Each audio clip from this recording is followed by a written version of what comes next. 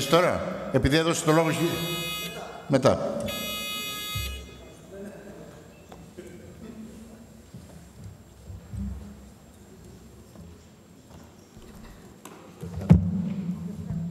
Επτά λεπτά, κύριε Υπουργέ. 7 λεπτά, κύριε Πρόεδρε. Ευχαριστώ πολύ. Κύριε Υπουργέ, από την ημέρα που γεννήθηκα μέχρι σήμερα, κάθε κυβέρνηση, κάθε υπουργός φέρνει ένα νέο φορολογικό νομοσχέδιο. Και τελικά αυτή η έρημη χώρα δεν μπορεί να κατασταλάξει ένα πραγματικό φορολογικό νομοσχέδιο, το οποίο πράγματι θα έχει προσανατολισμό στην πάταξη της φοροδιαφυγής, αλλά και στην λογική έσπραξη εισόδων, με την έννοια ότι βρισκόμαστε και σε μία περίοδο όπου δυστυχώς ο Έλληνας δεν μπορεί να φοροδοτήσει.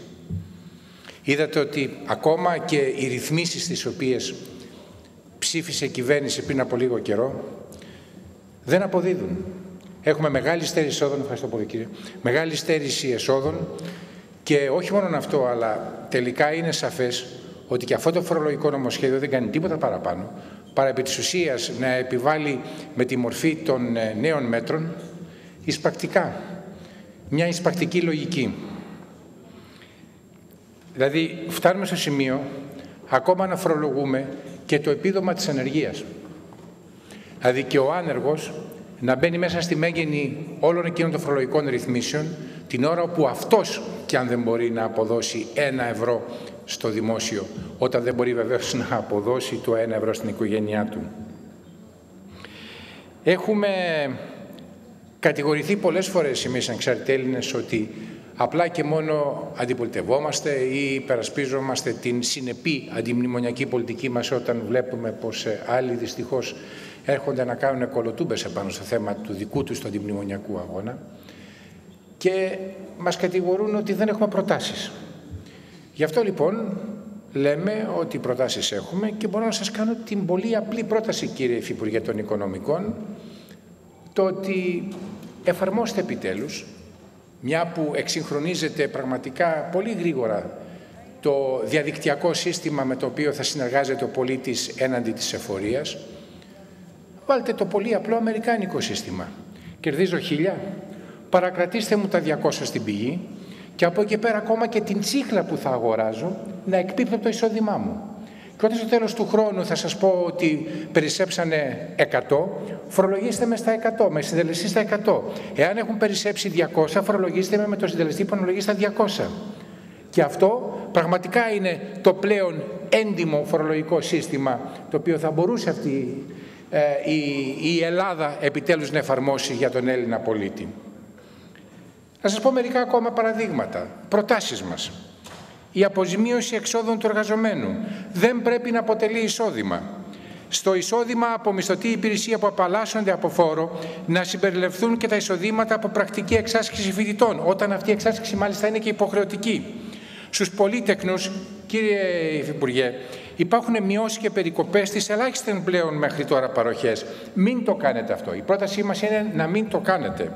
Να επανέλθει, κύριε Υφυπουργέ, το αφορολόγητο για τα τέκνα και να θεωρούνται προστατευόμενα μέχρι την ώρα που τελειώσουν τις σπουδές τους. Ένας που σπουδάζει γιατρός φτάνει 28-29 χρονών. Βοηθήστε το. Οι ιατρικές δαπάνες δεν μπορούν να περικόπτονται. Είναι αναγκαίες για την επιβίωση του φορολογούμενου. Δηλαδή τα όρια 6-5%, 10% και 3.000 ευρώ πρέπει να καταργήσετε. Είναι δαπάνες υγείας.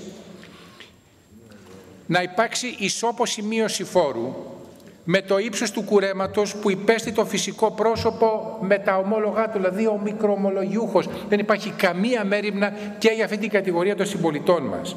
Η ισχύ των τεκμηρίων οδηγεί σε αδικίες και τους ανέργους, κύριε Υφυπουργέ. Γιατί βάζετε τεκμήρια και στους ανέργους? Να μην καταργηθεί η απαλλαγή από το τεκμήριο της δωρεάν παραχώρησης κατοικίας μέχρι 200 τετραγωνικά από γονείς προς τα παιδιά και αντίστροφα. Θα κάνετε την αλλαγή. Χαίρομαι ιδιαίτερα. Να μην αυξηθεί στο 25% από 20% ο συντελεστής φορολογίας των αποζημιώσεων λόγω απόλυσης. Και αυτό χαίρομαι ιδιαίτερα. Αλλά γιατί μας τα φαίνεται γραπτά? Μας τα φαίνεται γραπτά για να αρχίσουμε να κάνουμε προτάσεις και μετά να αρχίσετε να φέρετε, ξέρετε τι μου θυμίζετε? Τους Τούρκους, οι οποίοι στο Κυπριακό φορτώνουν πάνω στο τραπέζι διάφορα πράγματα για να έχουν μετά να βγάζουν και να λένε ότι σας ικανοποιούμε. Έτσι δεν είναι πολιτική όμως. Και επίσης να μην φορολογηθεί και το επίδομα ανεργίας του ΑΕΔ. Και θα πω και κάτι, γιατί το βίωσα στα μέρη του κύριου Μπούρα στην Ευρυτανία το περασμένο Σαββατοκύριακο που ήμουνα, με το θέμα του ΤΕΒΕ στα μικρά χωριά. Γι' αυτό χαίρομαι ιδιαίτερα που 7 συνάδελφοι από τον χώρο της Νέας Δημοκρατίας φέρουν αυτή την τροπολογία, διότι αυτό που κάνετε με να υπαγάγετε στο ΤΕΒΕ εκείνους τους μικρομαγαζάτορες στα μικροχωριά, έχετε κλείσει τα μισά καταστήματα στα περισσότερα χωριά της χώρας. Μα άμα δεν γίνει, χαίρομαι ιδιαίτερα, όμως το διαβεβαιώνεται. Αυτό λοιπόν είναι μια επιτυχία μιας Βουλής η οποία πρέπει να εργάζεται προς αυτή την κατεύθυνση. Βλέπετε, εμείς ερχόμαστε με προτάσεις, κύριε Υφυπουργέ. Επίσης, είπε ο Πρωθυπουργός, τι θέλετε, νοσοκόμους ή φύλακες στα σχολεία? Σας λέω και τα δύο. Και οι νοσοκόμοι είναι απαραίτητοι και οι φύλακες στα σχολεία είναι απαραίτητοι όταν πολύ περισσότερο τα ναρκωτικά έχουν κατέβει μέχρι και στα δημοτικά. Και βεβαίως η παιδική εγκληματικότητα με την έννοια της παρέμβασης ακόμα εκείνων των ανομάλων του διαδικτύου μέσα στα σχολεία.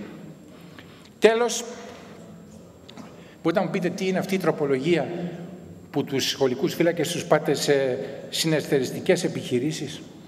Για να γλιτώσετε δηλαδή από την αριθμητική μείωση του δημοσίου που ζητάει ο κάθε κύριος Τόμψεν, τους βάζετε τώρα να γίνουν συνεταιριστές επιχειρηματίες? Κάτι ακόμα. Στις αυτές τις οριζόντιες απολύσεις που πάτε να κάνετε, υπολογίστε τους ασεπίτες, υπολογίστε τους ΑΜΕΑ, υπολογίστε τις οικογένειες με έναν μισθό. Όταν μια οικογένεια έχει έναν μισθό, αυτός ο άνθρωπος πρέπει πραγματικά να εξαιρεθεί. Υπολογίστε τους εργαζόμενους που φεύγουν στην επόμενη πενταετία. Μη σκοτώνετε τα άλογα όταν γεράσουν, δεν κάνει. Και επίσης μη σκοτώσετε με την ευκαιρία και την τρίτη γλώσσα στα σχολεία. Τα ισπανικά, τα ιταλικά, όταν μάλιστα αυτό δεν έχει δημοσιονομικό κόστος. Προτάσεις σας κάνουμε. Μην κλείσετε την αργυροξοχοεία. Μην κλείσετε τη σχολή η οποία υπάρχει στην Αρκαδία, που είναι μία από τις Στεμνίτσα, που είναι μία από τις παλαιότερες, τις πιο φημισμένες. Είναι 4 δάσκαλοι με 47 σπουδαστές με διεθνείς διακρίσεις. Μην τους κλείσετε. Είναι κρίμα για το Θεό. Η αργυροξοχοεία είναι και η παράδοση της αρχαίας μας τέχνης. Επίσης ένα τελευταίο, για να κλείσω. Το διάβασα στο διαδίκτυο σήμερα και είναι πραγματική ιστορία, κύριε συνάδελφοι. Μιλάμε για την Άννα. Η Άννα είναι κοριτσάκι σε ένα παιδικό σταθμό. Είχε πάει απόγευμα και η μητέρα της δεν είχε εμφανιστεί για να την πάρει. Τελείωσα. Η νηπιαγωγή δεν ήξερε τι να την κάνουν. Το κοριτσάκι έβγαλε ένα σημείωμα από την τσέπη, το οποίο έγραφε: δεν θα γυρίσω να πάρω την Άννα, δεν έχω λεφτά, δεν μπορώ να τη μεγαλώσω, συγγνώμη. Η μαμά της. Ειδοποιήθηκε η εισαγγελία και η εισαγγελία παρέδωσε την Άννα στο χωριό SOS. Είναι μαρτυρία του κυρίου Σιφνιού, υπεύθυνου της κοινωνικής υπηρεσίας του παιδικού χωριού SOS. Είναι η Άννα, ένα από τα 500 παιδιά που τον τελευταίο καιρό σταθμεύουν εκεί γιατί δεν μπορούν να τη μεγαλώσουν οι γονείς της. Ευχαριστώ πολύ, κύριε συνάδελφε. Ευχαριστούμε και εμείς τον κύριο Κουίκ για την κατανόηση.